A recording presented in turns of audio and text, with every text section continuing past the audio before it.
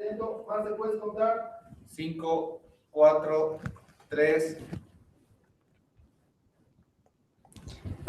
Más allá de los afectos y de los desafectos que uno puede tener con relación al Estatuto Autonómico Departamental de Cochabamba, es indudable que Cochabamba va a vivir un momento histórico. El 20 de septiembre decidiremos por el sí o por el no del Estatuto Autonómico de nuestro departamento. En este sentido, la Universidad Católica Boliviana ha organizado este evento con el fin fundamental de informar, un objetivo clave de nuestra universidad. En este marco tengo a dos invitados, dos estudiantes destacados de esta casa de estudios de comunicación social. Está con nosotros Gustavo, quien es un estudiante destacado, decía, de la universidad, y también está con nosotros Adriana Ávila. La dinámica consta de una ponencia por cada uno de ellos. Va a iniciar Gustavo, bueno, va a iniciar Adriana, posteriormente Gustavo, y de esa manera tendremos la posición de cada uno de estos estudiantes en cuanto al área que, por supuesto, domina.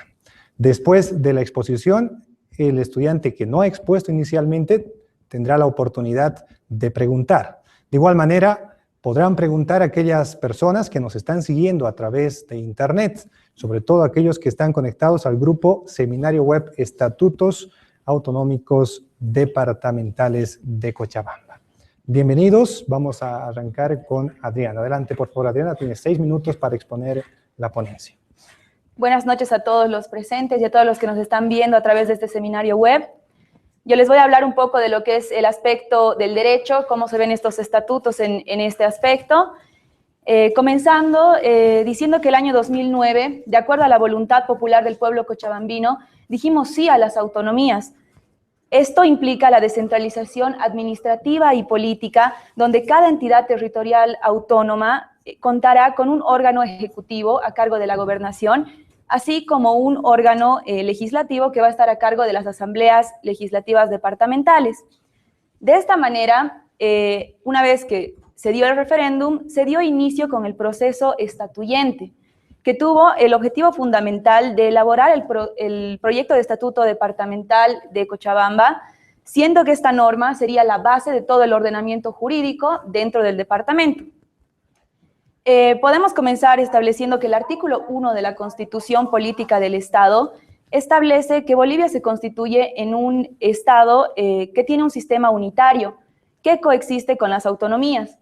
Esto quiere decir que si bien existe un nivel central del Estado donde están sus órganos ejecutivo, legislativo, judicial y electoral, las entidades territoriales autónomas van a contar con un órgano ejecutivo y legislativo propios, como ya les había mencionado, lo que hará que la forma del Estado se considere como un Estado semi-unitario, es decir, esta es una calidad híbrida entre lo que sería un Estado unitario y un Estado descentralizado. La Ley Marco de Autonomías y Descentralización contempla la descentralización económica también que van a tener estas entidades territoriales autónomas, por la cual cada una de ellas va a tener la posibilidad de generar sus propios recursos y una vez de que estos han sido generados, poder utilizarlos como mejor le convenga, ¿no? Este es un aspecto trascendental que no fueron desarrollados dentro de lo que fue el proyecto de Estatuto Autonómico de Cochabamba, puesto que si bien en el artículo 89, en el parágrafo 3 e inciso 6, se establece que el gobierno autónomo departamental va a tener la obligación de poder fomentar la creación de empresas públicas departamentales, no se establece cuáles son los tipos de empresas que se van a crear, ni en qué sectores van a contribuir a la población. Podríamos ver un contraste esto con lo que ocurre en el estatuto que tiene La Paz, en el cual sí se desarrolla esta parte de una manera más amplia. Por tanto, podríamos decir que sin este desarrollo normativo sobre la creación de las empresas públicas departamentales, podría existir todavía una injerencia por parte del gobierno central del Estado. Y esto es algo que no tendría que ir de la mano con las autonomías, ¿no? También se tiene que hablar de lo que es el aspecto del pacto fiscal, que está contenido en la disposición transitoria 17 de la Ley 031 de autonomías. La idea de las autonomías no se trata solo de administrar los recursos que provienen del TGN o del impuesto directo a los hidrocarburos, sino de crear los medios para que el departamento pueda generar sus propios recursos y administrarlos. Por otra parte, las características de generalidad y abstracción que el día de ayer nuestros panelistas nos estaban dando a conocer, de este proyecto de norma dan lugar tal vez a interpretaciones ambiguas por parte de los ciudadanos, ¿no? Por ejemplo, esto ocurre en el polémico artículo 20, en sus incisos, 23 y 40, ¿no? Que por la forma en la que están redactadas y por su generalidad pueden llegar a confundir a la población, ¿no? En este sentido, el artículo 23 nos habla de lo que es la expropiación, que no debemos confundir con otras figuras jurídicas que no vienen al caso. La expropiación es una figura que está contemplada desde el siglo XIX en nuestro ordenamiento jurídico y está completamente regulada, ¿no? No es una arbitrariedad simplemente del Estado, sino que existe todo un procedimiento que se debe llevar a cabo. Asimismo, el artículo 40 nos habla de los medios de comunicación, que es un punto bastante importante que tenemos que tocar. Es aquella que nos dice que la Asamblea Legislativa Departamental va a tener la atribución de dar paso o no a la creación de medios de comunicación que sean de carácter público departamental. Asimismo, vemos que en este punto tal vez podría existir un conflicto de competencias tal vez en el futuro, puesto que la ATT, la Autoridad de Telecomunicaciones y Transportes, es la que estaría encargada de esta función, ¿no? Que es la de rechazar o aceptar la difusión de medios de comunicación. Asimismo, otro de los problemas de la generalidad de las normas es que se delega mucho a las leyes departamentales el desarrollo de varios aspectos importantes contenidos en el estatuto. Esto, por la forma de Cámara que tiene la Asamblea Legislativa Departamental, que es unicameral, se constituye en un problema, puesto que no existe, como en la Asamblea Legislativa Plurinacional, dos cámaras, ¿no? Una que va a ser la de origen y otra la revisoria, que esas son las instancias que nos, podríamos decir, garantizan que se incluyan todas las propuestas en el estatuto. Asimismo, por último, para concluir, en la parte de la presentación de lo que son los estatutos, se van a establecer lo que son las regiones, 5 regiones en Cochabamba, que son el Valle Alto, el Cono Sur, la región metropolitana, el Trópico y la región andina. Esto no se debe confundir con lo que son las autonomías regionales propiamente dichas, aunque exista una homonimia, ¿no? Tenemos que ver que la autonomía regional es una institución por un lado y estas regiones son solamente para representación y coordinación del desarrollo productivo en cada zona. Gracias, Adriana, por su intervención. Corresponde ahora, Gustavo, la pregunta con relación a la ponencia de Adriana. Adriana, sobre los recursos que pueden ser el motor de Cochabamba, según el Estatuto Autonómico, se mencionaba en la conferencia de ayer, y también están escritos que existen 4 pilares que están considerados a ser el motor económico de Cochabamba, que son hidrocarburos, minería, las vías departamental, y querían impulsar el turismo. Aparte que también mencionaban medidas concretas como volver a ser los productores del pescado en realidad, ¿no? En volver a explotar este recurso natural que cuenta. Es por eso que contrasta un poco con tu opinión en cuanto a que no hay lineamientos sobre la administración de recursos. Bueno, respondiendo y aclarando un poco la postura, si bien existen estos lineamientos sobre cuáles son los recursos existentes en el departamento, que como bien dices, está la pesca, está la agricultura, tenemos el turismo que también se quiere desarrollar, lo que se refería más mi persona en este sentido de recursos no son los recursos naturales, sino los recursos económicos que deben generarse mediante estos recursos naturales. Entonces, el cuestionamiento que yo planteaba era por qué no se hizo un desarrollo más amplio en cuanto a qué sectores iban a ser realmente, podríamos decir, promocionados y favorecidos con la creación de empresas públicas departamentales, como en el caso, como ya les he explicado, de La Paz, ¿no? Gracias. Bien, gracias por tu respuesta.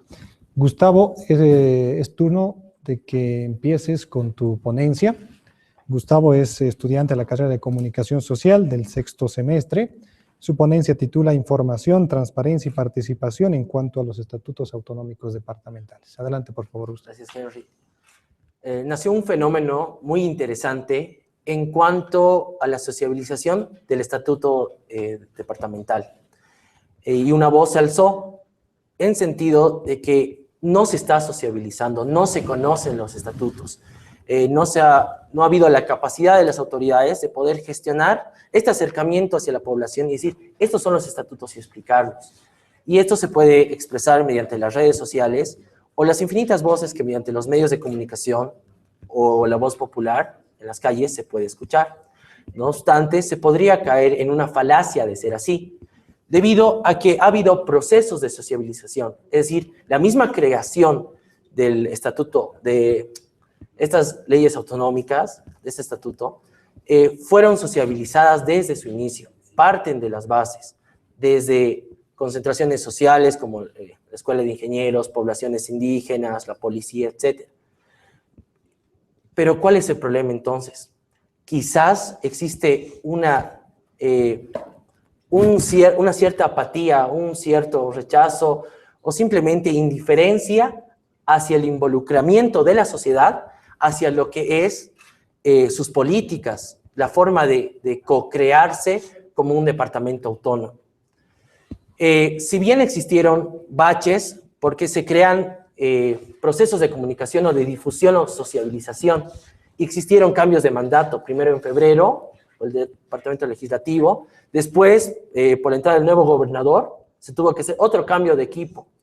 Y los medios que estaban dispuestos, o este plan de medios para la sociabilización, pues fueron truncados. No obstante, existen páginas de Facebook, los estatutos están en forma gratuita en Internet, y en el campo ferial hubo un espacio, y el campo ferial van muchas personas, ¿no? Y se entregó de forma gratuita los estatutos.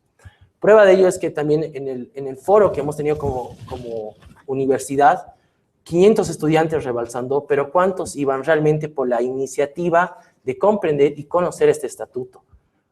Quizás hubo una presión de algún docente o de autoridades.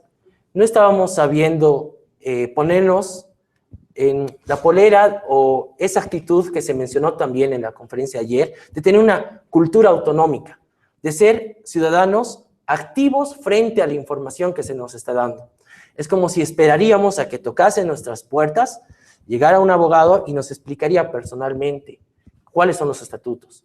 Y se están dando estos medios. Hay gente profesional que tiene la capacidad de explicarnos qué puntos son beneficiosos, cuáles no, cómo han nacido. Hay las instancias respectivas en las redes sociales. Y quizás por falta de presupuesto no se pudo llegar hasta los medios masivos como la televisión y radio, que siguen siendo el fuerte de la comunicación. Cierro con un pequeño capítulo del mismo Estatuto Autonómico, que es el capítulo 2, que es participación, control social, transparencia y rendición de cuentas, en el cual indica que es obligación de las instancias públicas el poder dar información a la población mediante canales digitales, medios tradicionales, todo el proceso de la gestión departamental en cuanto a recursos, qué se hace y qué no se hace. En ese sentido, la población debemos ponernos esa actitud activa, propositiva, de inmiscuirnos más y no indiferente. Gracias. Gracias, Gustavo, por tu intervención. Corresponde ahora a Adriana la pregunta para Gustavo. Muchas gracias, Henry. Bueno, en este sentido, este fenómeno que se está dando de la desinformación, tanto de jóvenes como de adultos, en este proceso electoral que se va a llevar a cabo el 20 de septiembre, también tienen un rol muy importante, aparte de la misma persona, los medios de comunicación por sí mismos, ¿no? En este caso, por ejemplo, siendo muy específica con el tema del panel que se dio ayer en la universidad, se vio que se invitó con tiempo, se invitó de la manera formal y todo lo necesario a todos los canales, a todos los medios de comunicación de Cochabamba, tanto canales televisivos como radios y también editoriales, para que éstas puedan asistir y ayudar a difundir este esfuerzo que tiene la Universidad Católica en pro del Estatuto Autonómico, ¿no? Entonces, mi pregunta es la siguiente, digamos, ¿por qué se da esta actitud de los medios de comunicación de inasistencia a este tipo de eventos? ¿Por qué no dan cobertura a este tipo de eventos? Y, digamos, podríamos decir, teniendo espacios que cubren con información más banal, digamos, y estando a la vuelta de este proceso electoral, ellos no deberían tener una influencia tal vez más grande y en este proceso de concientización e información de la población? Son muchos los factores que pueden brindar que los medios masivos o tradicionales como la televisión no estén cubriendo o siendo mediadores entre la información y la población. Y me atrevo a decir, y digo me atrevo porque es un atrevimiento, lo que voy a mencionar, es que quizás por la segmentación que realizan los medios, se fijan bastante en el interés de la población. En los 90, medios como ATV o Unitel nacieron y se declararon en este sistema capitalista de vender, ¿no? Y para vender tienes que segmentar el público, es decir, ¿qué le interesa a la población en sí? ¿Qué es noticia? Y ahí viene un gran cuestionamiento. Si para la población es noticia lo que pasa con sutanito que golpea al otro sutanito, o el atropellamiento o demás, si eso es noticia, eso van a presentar los medios masivos. No lo menciono como una justificación, porque es obligación de los medios televisivos y radiales brindar información, quizás gratuita, acercándonos a la población de qué está pasando con el estatuto departamental. Y esa sería mi respuesta. Quizás la población no estemos considerando noticia, nuestro punto de atención no esté en la repercusión de este paso que vamos a dar como departamento, sino siga en el ombligo de la población, en las anécdotas de la población. Bien, gracias, Gustavo. Vamos a pasar ahora al sector de las preguntas que se están haciendo a través del grupo en Facebook que tiene el nombre de Seminario Web Estatutos Autonómicos Departamentales de Cochabamba. Hemos recuperado algunas de las preguntas que se han hecho durante el día, en realidad desde ayer, y algunas están relacionadas con el artículo 20, inciso 23, y esta pregunta la voy a pasar directamente a Adriana. Bueno, el artículo 23, bueno, el artículo 20, en el inciso 23 dice aprobar la expropiación de bienes inmuebles en su jurisdicción por razones de utilidad y necesidad pública departamental. Aunque ya has hablado de ello, Adriana, sería importante aclarar de qué se trata en realidad este tema. Bueno, si bien hemos visto que en la población ha causado bastante polémica este inciso acerca de la expropiación, es necesario tal vez recalcar algunos puntos de la misma, ¿no? La población debe dejar de lado esa actitud que tienen tal vez de miedo a esta institución jurídica, ¿no? Puesto que la misma, como ya dije en la ponencia, se viene desarrollando desde básicamente el siglo XIX, desde la creación de nuestra república. Existe una ley especial que trata el tema de la expropiación que, además de la Constitución, establece dos lineamientos y requisitos generales para la misma, ¿no? La expropiación, primero, que se tiene que dar por una necesidad de utilidad pública, ¿no? Y por otra parte es que se tiene que pagar un justo precio por el bien inmueble que se va a adquirir. Un poco aclarando tal vez el término de expropiación, expropiación se refiere a la venta forzada que se obliga a una persona a realizar en favor del Estado de algún bien inmueble, ¿no? Como se dice, a veces el Estado tiene necesidades, por ejemplo, de construir un hospital en una zona estratégica y ven un bien inmueble que les convendría, ¿no? Entonces, por estas necesidades, para cubrir estas necesidades de salud, tal vez de educación, se ven en la necesidad de poder contar con ese bien inmueble que es podríamos decir que es de propiedad de otra persona.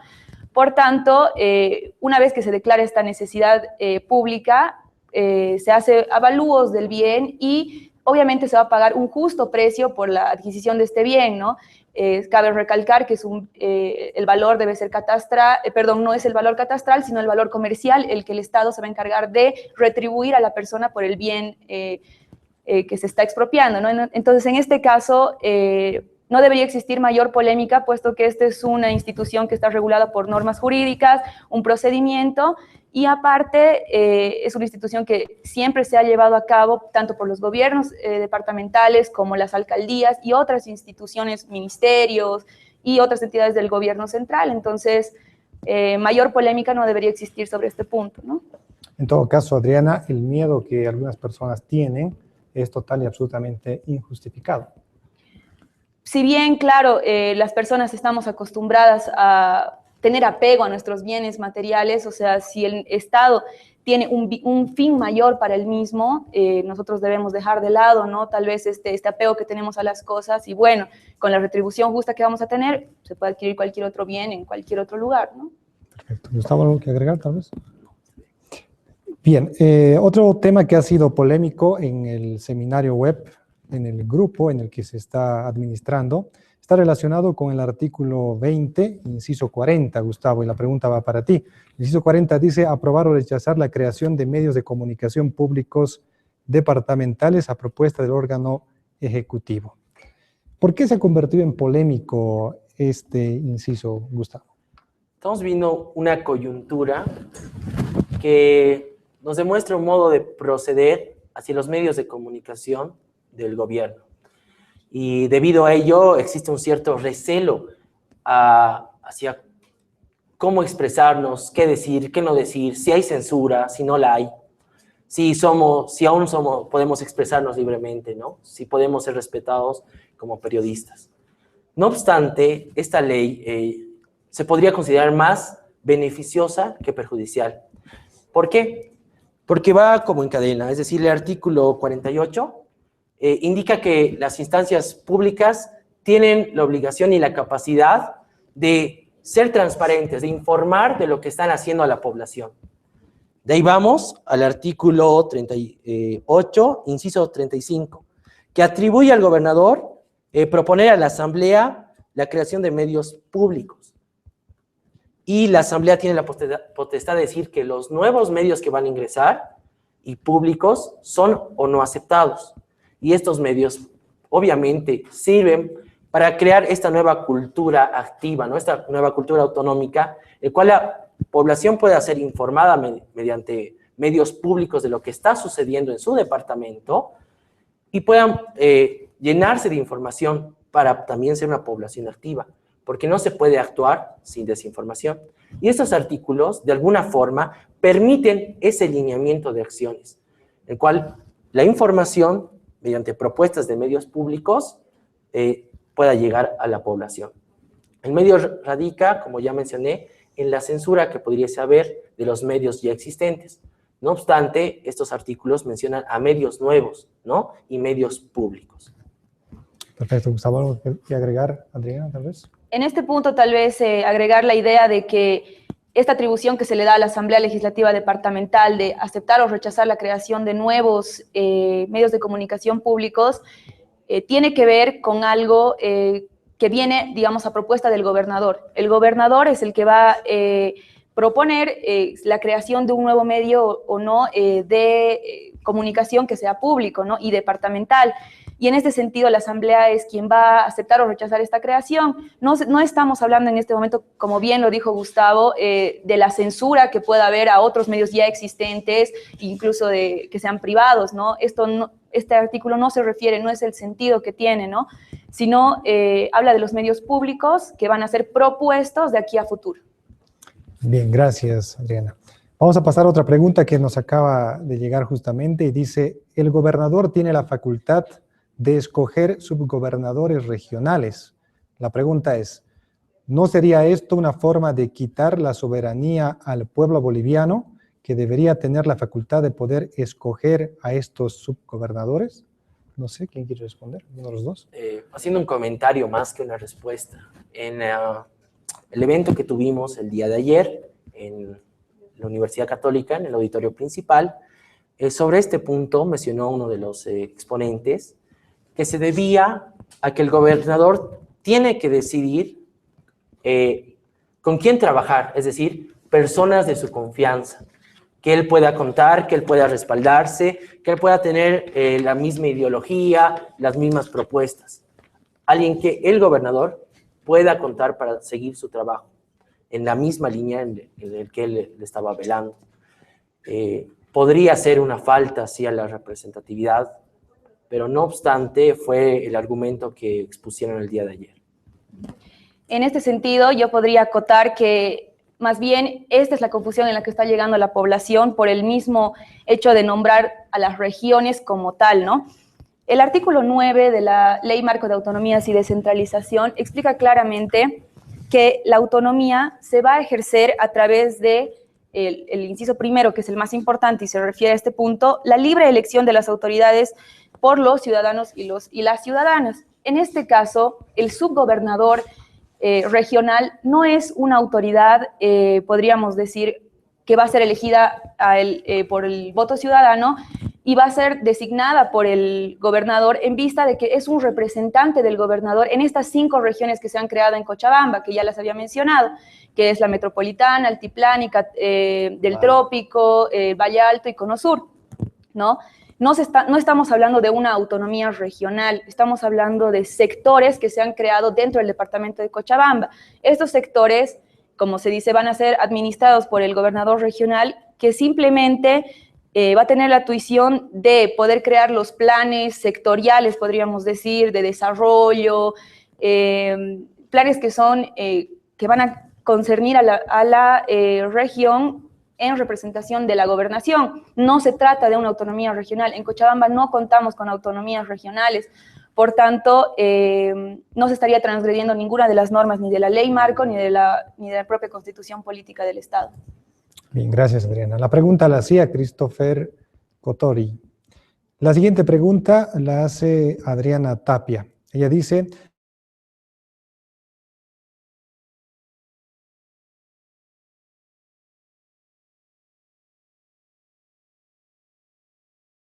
señaló la magíster Segada.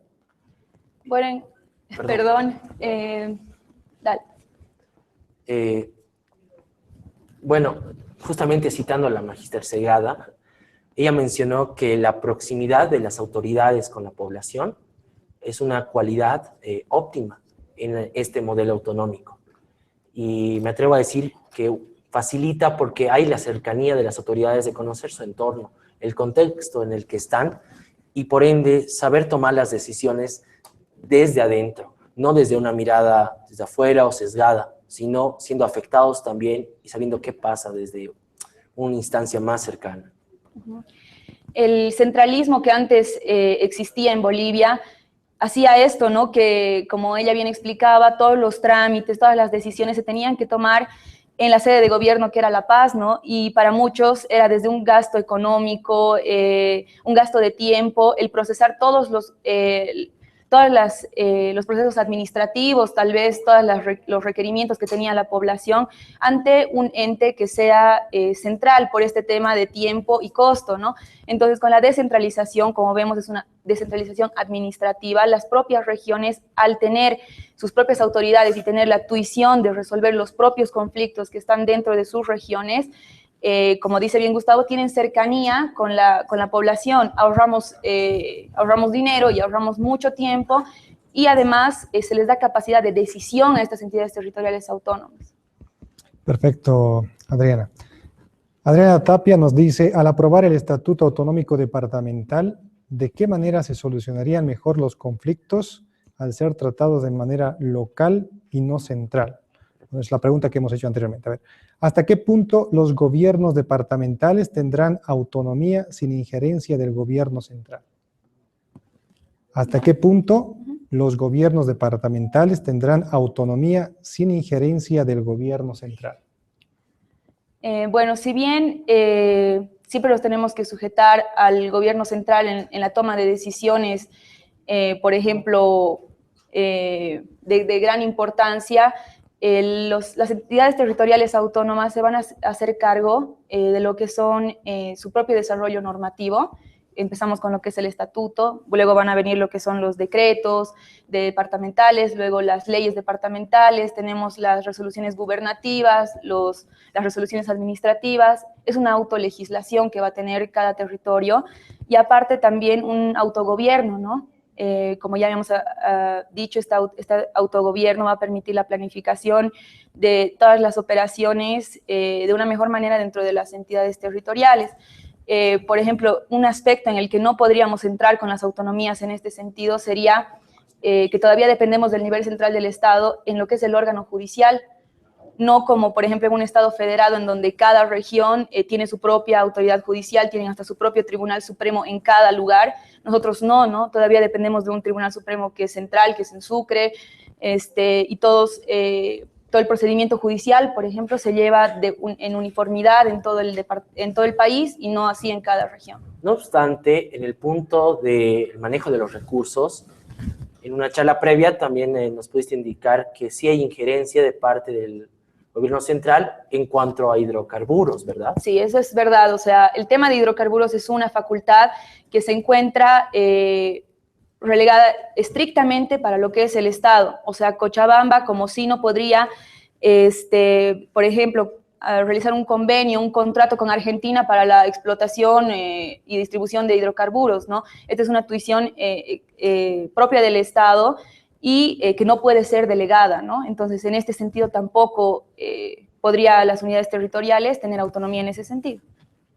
Gracias. Perfecto. La siguiente pregunta la hace Alejandro Vega. Dice, ¿qué políticas implementaría el departamento para cambiar la mentalidad de la sociedad sobre la centralización del poder?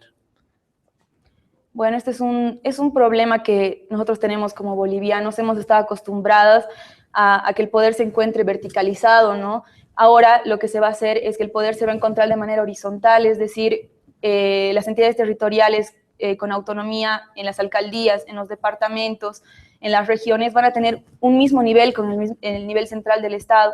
Entonces, ninguno es superior o mayor, podríamos decir, ni tiene mayores prerrogativas, sino cada una debe ser respetada en su espacio, ¿no? Y esto es algo a lo que se debe acostumbrar la población boliviana, puesto que este es un nuevo proceso en el que nos estamos inmiscuyendo, ¿no? Y si no es con la información y la educación, es algo que va a ser muy difícil de adquirir como cultura, ¿no? Entonces, es importante todo esto que estamos realizando en pro de entender esta descentralización. Formar una cultura autonómica, es decir, una sociedad activa, como lo habían expuesto el día de ayer, es un proceso. Y como mencionaba mi compañera, es un proceso que parte desde la educación